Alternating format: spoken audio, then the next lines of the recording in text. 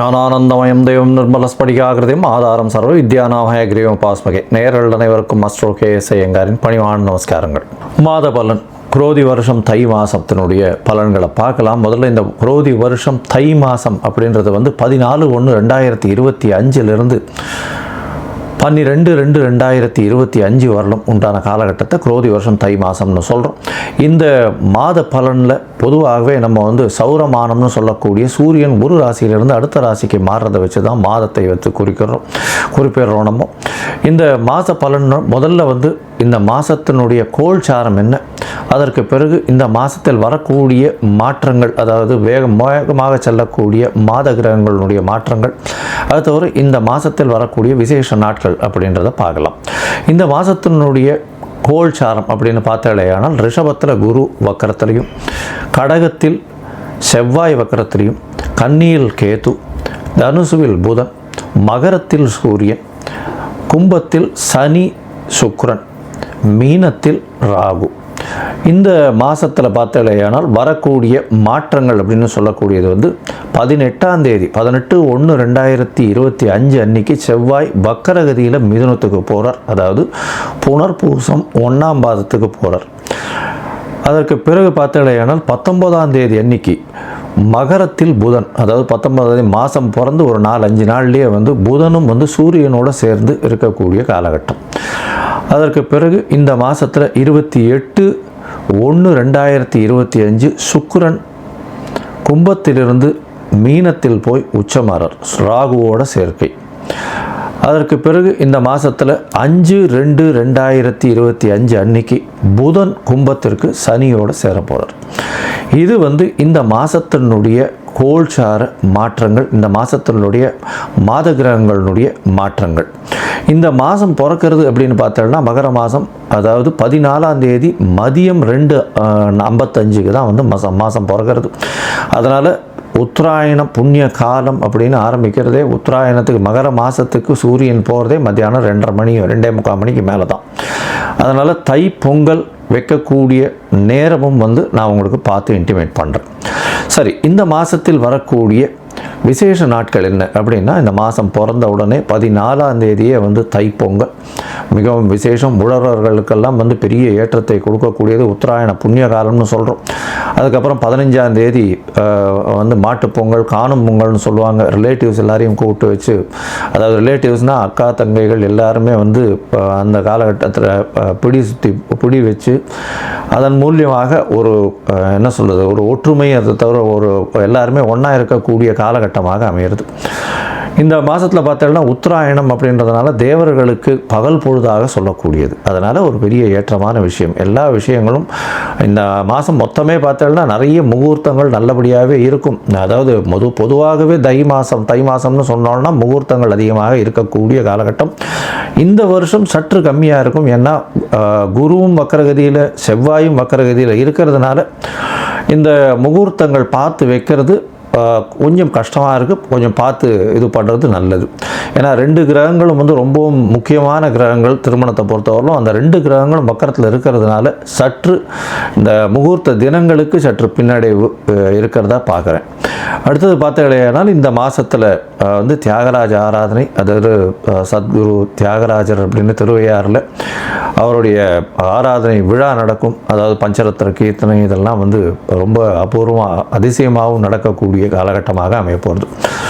இந்த வருஷம் பார்த்தோம்னா அது தியாகராஜ ஆராதனை 18/1/2025 அன்னைக்கு இது வருது.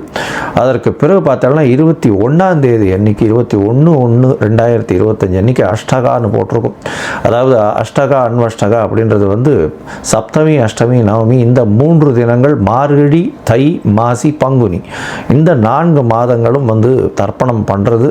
இந்த வருடத்திற்கு 96 தர்ப்பணம்னு சொல்லக்கூடியதில் இந்த 12ம் அடங்கும். அது ரொம்ப முக்கியமான விஷயம். இதை தவிர பார்த்தாலேயானால் இந்த மாதம் இந்த தை மாதத்தில் வாஸ்து புருஷன் கண் விழிக்கும் நேரம் வேறு வருது. மிகவும் விசேஷமான காலகட்டம். வாஸ்து புருஷன் கண் விழிக்கும் நேரம் அப்படின்னு சொல்லக்கூடியது 9:52 11:22 வரலும் இருக்கக்கூடிய காலகட்டம்.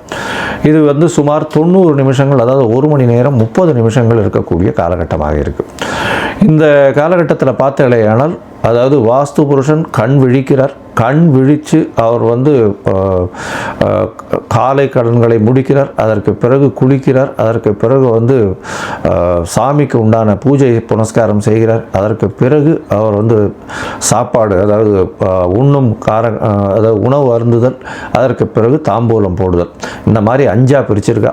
இந்த 5 விஷயத்தையும் 18 நிமிஷமாக வந்து இந்த 90 நிமிஷம் பிரிக்கப்பட்டிருக்கு. இந்த கடைசி 18 நிமிஷம் அப்படின்னு சொல்லக்கூடியது வந்து மிகவும் ஏற்றமான காலம் அப்படின்னு சொல்லக்கூடியது. அதாவது ரொம்பவுமே விசேஷமான காலம் அப்படின்னு சொல்லக்கூடியது. ஏன் அப்படின்னா இந்த கடைசி 18 நிமிஷம் அதாவது 36 நிமிஷம் அப்படின்னு சொல்லக்கூடியது நிச்சயமான வெற்றியை உங்களுக்கு தேடித்தரும். இது எதனுடைய வெற்றியை தேடித்தரும் அப்படின்னா, வாஸ்து புருஷன் கண்விழிக்கும் நாளில் இந்த மனைக்கால் ஊன்றது, அதை தவிர வந்து புதுசாக வந்து ஒரு வீடு கட்டுறது, வீட்டுக்கு உண்டான இது பத்திரங்கள் பதிவு பண்ணுறது, அதே சமயத்தில் வீட்டுக்கு உண்டான பேச்சுக்களில் வந்து அட்வான்ஸ் கொடுக்கறது, இந்த மாதிரி விஷயங்களும், புதுசாக வீடு கட்டணும்னு லேண்டு பார்த்து வச்சுருக்கீங்கன்னா லேண்டுக்கு வந்து பூஜை போடுறது, மனை பூஜை போடுறது, புதுசாக ப்ராஜெக்ட் எதாக இருந்தாலும் ஆரம்பிக்கிறது, இதெல்லாம் வந்து ஒரு பெரிய ஏற்றத்தை உங்களுக்கு கண்டிப்பாக கொடுக்கும். அந்த ப்ராஜெக்டில் எந்த ஒரு பிரச்சனையும் வராத அளவுக்கு நல்லபடியாக நடக்கக்கூடிய காலகட்டமாகவே நிச்சயமாக அமையும். அதற்கு பிறகு இந்த மிகவும் முக்கியமான நாள் அப்படின்னு சொல்லக்கூடியது 29/1/2025, அதாவது தை அமாவாசை, உத்தராயண புண்ணிய காலத்தின் முதல் அமாவாசை. அதாவது தேவர்கள் பகல் பொழுதில் நடக்கக்கூடிய முதல் அமாவாசை. எப்பொழுதுமே தை மாதம், ஆடி மாதம், அதுக்கப்புறம் புரட்டாசி மாதம், இந்த அமாவாசையெல்லாம் ரொம்ப விசேஷம்.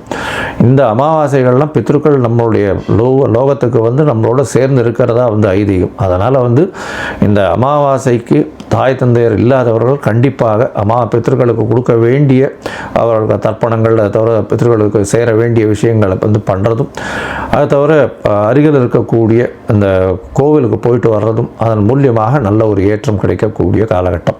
உங்களுடைய தோஷங்கள் பித்ருக்களுக்கு பண்ணாதது தோஷம் வரும், பண்ணிங்கன்னா நல்ல ஒரு ஏற்றம் வரக்கூடிய வாய்ப்புகள் நிச்சயமாக உண்டு. அடுத்த ஜென்ரேஷனும் நல்லபடியாக இருக்கும். அதை தவிர பார்த்தோம்னா இந்த வருஷம் ரத சப்தமி, அது வந்து 4/2/2025 அந்த அன்னைக்கு வருது. அதாவது சூரியன் தேர்கால் திரும்புறதுன்னு சொல்லுவாள். அந்த ரத சப்தமம் வந்துருத்தோம்னா அதுக்கப்புறம் வந்து உங்களுக்கு ஃபுல் அண்ட் ஃபுல் வெயில் அதிகமாகிட்டே போக ஆரம்பிச்சிடும். இனிமேல் வரக்கூடிய காலங்கள் எல்லாமே வெளிச்சம் ரொம்ப அதிகமாக இருக்கும். லாங் டேஸ் வந்து வரக்கூடிய வாய்ப்புகள், அதாவது டே டைம் வரக்கூடிய வாய்ப்புகள் மிகவும் அதிகமாக இருக்கும். இந்த மாதத்தில் மிக மிக மிக மிக முக்கியமான நாள், ஒரு பெரிய விசேஷமான நாள் அப்படின்னு சொல்லக்கூடியது வந்து பார்த்தாலேயானால் தைப்பூசம். தைப்பூசம் அப்படின்னு சொல்கிறது 11ஆம் தேதி வருது. 11/2/2025 அன்றைக்கி வருது. அதாவது 29 தை மாதத்தில் வருதுன்னு வச்சுக்கோங்களேன், கடைசி நாளுக்கு வருது. தைப்பூசம் அப்படின்றது வந்து முருகனுக்கு அலகு குத்துறது, வேல் சுமக்கிறது, அதை தவிர காவடி சுமக்கிறது, பால் குடம் எடுக்கிறது, இதெல்லாம் நிறைய விஷயங்கள் நடக்கும். ஆனால் தைப்பூசம்னு ஞாபகம் வந்ததுனாலே அதுக்கு முதல்ல ஞாபகம் வர்றது வள்ளலாரனுடைய ஒரு பெரிய விசேஷம், தனிப்பெரும் ஜோதி, அதாவது அருட்பெரும் ஜோதி தனிப்பெரும் கருணைன்னு சொல்லக்கூடியது. அதாவது அணையாத விளக்கு, எப்பொழுதுமே வந்து இன்று வரலும் சாப்பாடு தானமாக கொடுக்கக்கூடிய ஒரு பெரிய இடம் இந்த வடலூரில் இருக்குது. ரொம்ப பெரிய விசேஷம். இன்னி வரலும் அவர் ஏற்றிய விளக்கு இன்னி வரலும் வந்து சாப்பாடு வந்து கொடுத்துட்ருக்காங்க. மிகப்பெரிய அதாவது தர்மம் செய்யக்கூடிய விஷயமாக அது சொல்லப்படுறது. ஏன்னா சாப்பாடு கொடுக்கறதுன்றது அன்னதானம் இருக்கிறதுலே ரொம்பவும் விசேஷம். அதுவும் வந்து இத்தனை வருடங்களாக கண்டினியூஸாக டெய்லி கொடுத்துட்ருக்காங்கன்னா ரொம்ப பெரிய விஷயம். அது வந்து ஃபாலோ பண்ணுறதும் ரொம்ப கஷ்டம், அதை செய்கிறதும் ரொம்ப கஷ்டம். அதை பண்ணிகிட்ருக்காங்க அப்படின்னும்பொழுது மிகப்பெரிய ஆச்சரியமான விஷயம். அண்ட் கண்டினியூஸாக பண்ணுறதுல ரொம்பவும் சந்தோஷம். அவங்களுக்கு பெரிய அதாவது கோடி நமஸ்காரங்களை அவங்களுக்கு நிச்சயமாக தெரிவிக்கணும். இப்போது மேஷம் முதல் மீனம் வரை இந்த தை மாதத்தின் பலன்களை பார்ப்போம். அதற்கு முன்னாடி உங்கள் எல்லோருக்கும் என்னுடைய பொங்கல் திருநாள் நல்வாழ்த்துக்கள். அதை தவிர இந்த உத்தராயண புண்ணியகாலம் நல்லபடியாகவே நல்ல மாற்றங்களோடும் ஏற்றங்களோடும் உங்களுக்கு பிறக்கணும்னு நானும் ஆண்டவனை வேண்டிக்கிறேன். உங்கள் எல்லாருக்கும் ஆசீர்வாதங்கள். இந்த மாதத்தில் பார்த்தீங்கன்னா நிறைய முகூர்த்தங்கள் வரணும். ஆனால் இந்த சற்று முகூர்த்தங்கள் கம்மியாக இருக்குது. இளைஞர்கள் கல்யாணத்துக்கு பார்த்து கொண்டிருக்கிறவர்களுக்கு நல்லபடியாக கல்யாணம் வரணும் அப்படின்றத வேண்டிக்கிறேன். சரி, இப்போ மேஷம் முதல் மீனம் வரை உண்டான ராசிகளுக்கு என்னென்ன பலன்கள் அப்படின்றத பார்ப்போம். அதற்கு முன்னாடி என்னுடைய மொபைல் நம்பர் ஸ்க்ராலிங்கில் போயின்னு இருக்கும். உங்களுக்கு ஒருவேளை ஏதாவது அஸ்ட்ராலாஜிக்கல் கன்சல்ட் தேவைப்படுமையாயின் நீங்கள் எனக்கு ஃபோன் பண்ணுங்க. உங்களுடைய date, time, place of birth, உங்களுடைய அதாவது பெயர், உங்களுடைய தாய் தகப்பனார் பெயர் வரலும் எனக்கு அனுப்புங்க. என்னுடைய கட்டணம் என்னன்னு சொல்கிறேன், அந்த கட்டணத்தை அனுப்புங்க. அதற்கப்புறம் வந்து நீங்கள் உங்களுடைய ஜாதகத்தை போட்டுட்டு அதில் சந்தி இருக்கான்றதை பார்த்துட்டு, பொதுவாகவே நான் பார்க்கும்பொழுது அந்த சந்தியிலேயே வந்து நிறைய பேர் வந்து சந்தியிலேயே வந்து ராசி தெரியாமையோ நட்சத்திரம் தெரியாமையோ இருக்கா. ஏன்னா மிருகசீரிஷ நட்சத்திரம் ரிஷபத்திலையும் வரும், மிதுனத்திலையும் வரும். விசாக நட்சத்திரம் பார்த்தீங்கன்னா துலாத்திலையும் வரும், விருச்சிகத்திலையும் வரும். அந்த மாதிரி உடைந்த நட்சத்திரங்கள் 2 ராசியிலையும் வரும். அதனால் எந்த ராசினே தெரியாமல் இவ வாட்டுக்கு 40-50 வயசு வரலும் வந்து மிருகசீரிஷம்னு ரிஷப ராசிக்கு வந்து அர்ச்சனை பண்ணிட்டு இருப்பா. ஆனால் அவர் ரிஷப ராசியில் இருப்பாள். அதாவது மிதுன ராசிக்கு அர்ச்சனை பண்ணிட்டு இருப்பா, ரிஷப ராசியில் இருப்பாள். அந்த மாதிரியான நிறைய மாற்றங்கள் இருக்குது. அதனால் இதை தெரிஞ்சுக்கோங்க முதல்ல. அதுக்கப்புறம் உங்களுடைய தசாபுக்தி அந்தரம் சூக்ஷ்மம். ஏன்னா எந்த ராசியோ அதே மாதிரி லக்ன சந்தி இருந்துருத்துனா அந்த லக்னம் சந்தியாக போச்சு ஆனால் நிச்சயமாக அந்த லக்னத்தின் சுபர் வேறையாக மாறிடுவார். அதனால் உங்களுக்கு நல்ல காலம் நல்லா நடந்துட்டுருக்கு, தசை நல்லா நடந்துட்டுருக்கு நீங்கள் நினச்சிட்டு இருப்பீங்க, அந்த தசை நல்லபடியாகவே இருக்காது. அதனால் இன்றைய காலகட்டம் எப்படி இருக்குது, அதை தவிர இன்றைய கோல்சார பிரகாரமும் உங்களுடைய தசாபுக்தி அந்தரம் சூக்ஷ்மம் பிரகாரமும் என்ன ஒரு பலன் இருக்குது அப்படின்றத பார்த்து உங்களுக்கு சொல்கிறேன். இப்போது மேஷம் முதல் மீனம் வரை ஒரு ராசியாக பார்க்கலாம். ரிஷபம், கிருத்திகை, ரோகிணி, மிருகசீரிஷம், இந்த 3 நட்சத்திரம் 9 பாதங்களை கொண்ட ராசி. ராசியின் அதிபதினு சொல்லக்கூடியவர் சுக்கிரன். உங்களுடைய ராசிக்கு பார்த்தேனால் சுக்கிரன் அதாவது ராசிநாதன் அவர் வந்து போய் 10ஆம் இடத்துல போய் உட்கார்ந்துருக்கிறது பெரிய விசேஷம். அதுவும் சனியோடு சேர்ந்து இருக்கிறதுனால எடுத்த காரியங்கள் அனைத்தும் வெற்றி பெறக்கூடிய வாய்ப்புகள் நிச்சயமாக உண்டு. இந்த மாதம் வந்து ரொம்ப பெரிய ஏற்றத்தோடு இருக்கக்கூடிய காலகட்டமாக இருக்கும். ஏன்னா 9ஆம் இடத்துல உங்களுக்கு வந்து சூரியனும் பெரிய ஏற்றத்தை கொடுக்க போகிறார். ஏன்னா 9ஆம் இடத்தில் சூரியன் இருக்கிறது நல்ல ஒரு ஏற்றம். இந்த மாதத்தில் உங்களுடைய ராசியிலேயே குரு வக்கரகதியில் இருக்கார். அதாவது கல்யாணத்துக்கு பார்த்துட்டு இருக்கவாளுக்கு சிறு தடைகள் வந்து அதற்கு பிறகு அந்த தடைகள் நீங்கி திருமணம் ஆகக்கூடிய வாய்ப்புகள் நிச்சயமாக இருக்கும். குழந்தை பிராப்திக்கு பார்த்து கொண்டிருப்பவர்களுக்கு சற்று தாமதம் வரக்கூடிய வாய்ப்புகள் நிச்சயமாக உண்டு. உங்களுடைய ராசிக்கு பார்த்தலையானால் 3ஆம் இடத்தில் செவ்வாய் வக்கரகதியில் நீச்சம் பெற்றிருக்கிறதுனால உச்சம் பெற்றதற்கு சமம். உங்களுடைய ராசிக்கு சப்தமாதிபதியும் 12ஆம் அதிபதியும் அவர் தான். அதனால் இளைய சகோதரர்கள் மூலியமாக நல்ல ஒரு ஏற்றம் இருக்கக்கூடிய காலகட்டமாக அமையும். அது தவிர முயற்சிகள் எல்லாமே கைகூடக்கூடிய காலகட்டமாக இந்த மாதம் அமைய போகிறது.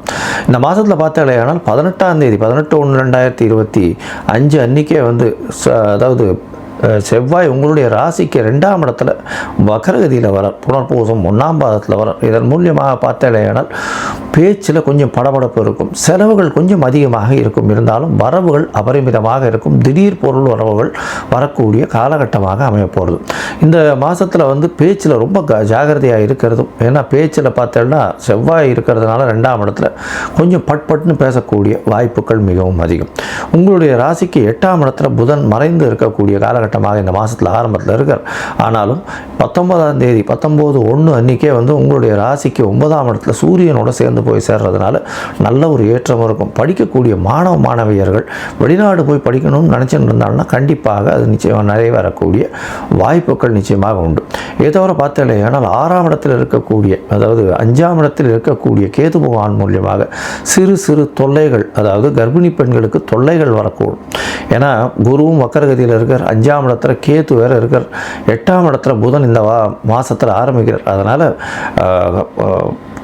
ப்ரெக்னெண்ட்டாக இருக்கிற விமன்ஸ், அதாவது கர்ப்பிணி பெண்களுக்கு இது நல்ல ஏற்றமான விஷயமாக இருக்காது.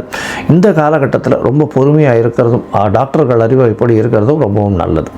உங்களுடைய ராசிக்கு பார்த்தீங்கன்னா 9ஆம் இடத்துல இருக்கக்கூடிய சூரியன் நல்ல ஒரு ஏற்றத்தை கொடுப்பார். அவர் 4ஆம் அதிபதி இன்னொரு திரிகோணத்தில் போய் உட்கார்ந்துருக்கார்.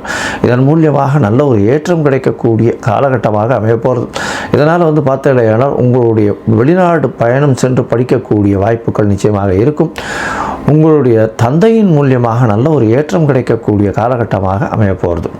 இந்த மாதத்தில் பார்த்தீங்கன்னா ராசிக்கு 10ஆம் இடத்துல இருக்கக்கூடிய சுக்கிரன் உங்களுடைய ராசிக்கு 4ஆம் இடத்தையும் பார்க்கறதுனால நல்ல ஒரு சுகம் இருக்கக்கூடிய காலகட்டமாகும். உங்களுடைய தொழிலில் அபிவிருத்தி ஏற்படக்கூடிய வாய்ப்புகளும், அதை தவிர படிக்கக்கூடிய மாணவர்களுக்கு பெரிய ஏற்றம் கிடைக்கக்கூடிய காலகட்டமாகவும் அமைய போகிறது. இந்த சுக்கிரன் அதாவது ரிஷப ராசிக்காரர்களுக்கு 11ஆம் இடத்துல இருக்கக்கூடிய ராகு பெரிய ஏற்றத்தை கொடுக்க போகிறார். வெளிநாடு சுற்றுப்பயணம் போகக்கூடிய, வெளிநாடு வேலை மூலியமாக போகக்கூடிய பாக்கியத்தை கொடுப்பார். 28/1/2025 மேலே சுக்கிரனும் உங்களுடைய ராசிக்கு 11ஆம் இடத்துல போகிறார். 11 ராசி பரிவர்த்தனை, குருவும் சுக்கிரனும் பரிவர்த்தனை அடையிறது பெரிய விசேஷம். இதன் மூலியமாக திடீர் பொருளாதார ஏற்றம் 28/1/2025 மேலே வரக்கூடிய வாய்ப்புகள் நிச்சயமாக உண்டு. அது தவிர பார்த்தீங்கன்னா வெளிநாட்டு போயிட்டு வரக்கூடிய பாக்கியம், மூத்த சகோதர சகோதரிகள் மூலியமாக நல்ல ஒரு ஏற்றமும் கிடைக்கக்கூடிய வாய்ப்புகள் நிச்சயமாக இருக்கும். அதுவும் இந்த ரிஷபராசிக்காரர்கள் கலைத்துறையில் இருக்கிறவங்க, சின்னத்திரை பெரிய திரை இந்த மாதிரியான விஷயங்களில் பாட்டு இந்த மாதிரியான பாட்டு பாடுறவங்க, அதை தவிர நூல் ஆடைகள் பின்னுபவர்கள், வெள்ளை நிற ஆடைகள், பால் பதனிடும் தொழில்களில் இருக்கிறவங்க, மின்சார பல்பு அந்த மாதிரியான வியாபாரங்கள் பண்ணுறவாடுகள்லாம் பெரிய ஏற்றம் கிடைக்கக்கூடிய காலகட்டமாக இருக்குது. இந்த மாதத்தில் சில நாட்கள் முயற்சிகளை தள்ளி வைக்கிறது நல்லதுன்னு சொல்கிறோம். இந்த சில நாட்கள் அப்படின்றது சந்திராஷ்டமம்னு சொல்கிறோம். உங்களுடைய ராசிக்கு 8ஆம் இடத்துல சந்திர பகவான் வரும்போது சந்திராஷ்டம காலம்னு சொல்கிறோம். இந்த காலகட்டத்தில் புதிய முயற்சி வேண்டாம், வெளியூர் வெளிமாநில பிரயாணம் வேண்டாம்னு சொல்கிறோம். ஒரு வேளை பண்ண வேண்டி இருந்ததே ஆனால் சந்திரனுக்கு உண்டான எளிய பரிகாரத்தை பண்ணிட்டு பண்ணுங்க. அதாவது அருகில் இருக்கக்கூடிய கோவிலில் பச்சரிசி இல்லைன்னா நெல் தானமாக கொடுத்துட்டு உங்களுடைய இது பண்ணுறது நல்லது. ஏன்னா சந்திராஷ்டமத்தின் தாக்கம் நிச்சயமாக குறையும். இந்த மாதத்தில் பார்த்தேனால் 26ஆம் தேதியிலிருந்து 28ஆம் தேதி வரலும், 28/1/2025 வரலும் சந்திராஷ்டம காலம் இருக்குது. அதனால் இந்த காலகட்டத்தில் புதுசாக முயற்சிகள் வேண்டாம். இந்த மாதத்தில் பார்த்தோம்னா மொத்தமாக பார்க்கும்பொழுது இந்த மாதத்தில் ரிஷபராசிக்காரர்களுக்கு உடல்நிலையில் ஏற்றம் இருக்கும். 28/1/2025 மேலே திடீர் யோகங்கள் வரக்கூடிய வாய்ப்புகள் உண்டு. கலைத்துறையில் புதிய கான்ட்ராக்டுகள் சைன் ஆகக்கூடிய வாய்ப்புகள் நிச்சயமாக இருக்கும். அது தவிர நீங்கள் நினைத்த காரியங்கள் அனைத்தும் வெற்றி பெறக்கூடிய வாய்ப்புகள் உண்டு. உங்களுடைய அபிலாஷைகள் எல்லாமே வெற்றி பெறக்கூடிய வாய்ப்புகள் உண்டு. மூத்த சகோதர சகோதரிகள் மூலியமாக ஏற்றமான செய்தி வரக்கூடிய வாய்ப்புகள் நிச்சயமாக இருக்கும். தொழிலில் பெரிய அபிவிருத்தி இருக்கக்கூடிய காலகட்டமாக அமைய போகிறது. உங்களுடைய அதாவது கர்ப்பிணி பெண்கள் உடல் நலத்தை கொஞ்சம் ஜாகிரதையாக பார்த்துக்கிறது நல்லது. படிக்கக்கூடிய மாணவ மாணவியர்கள் வெளிநாடு போய் படிக்கக்கூடிய பாக்கியம் நிச்சயமாக கிடைக்க போகிறது. உங்களுடைய ராசிக்கு தாயின் உடல்நிலையில் சற்று கவனம் தேவை. தந்தையின் உடல்நிலை ஏற்றமாக இருக்கக்கூடிய காலகட்டமாகவும் இருக்கும். பேச்சில் மிகவும் கவனமாக இருக்கிறது இந்த ரிஷபராசிக்காரர்களுக்கு நல்லது. மொத்தமாக பார்த்தலையானால் ரிஷபராசிக்காரர்களுக்கு நல்ல ஒரு ஏற்றமான காலமாக இருக்கும். இருந்தாலும் பேச்சில் ரொம்ப கவனமாக இருக்கிறது நல்லது. நீங்கள் அருகில் இருக்கக்கூடிய லக்ஷ்மி நரசிம்ம பெருமாளை வழிபட்டுட்டு அவருக்கு ஒரு மல்லிகைப்பூ மாலை போட்டுட்டு வர்றது ஒரு பெரிய ஏற்றத்தையும் மாற்றத்தையும் உங்கள் வாழ்வில் நிச்சயமாக கொடுக்கும்.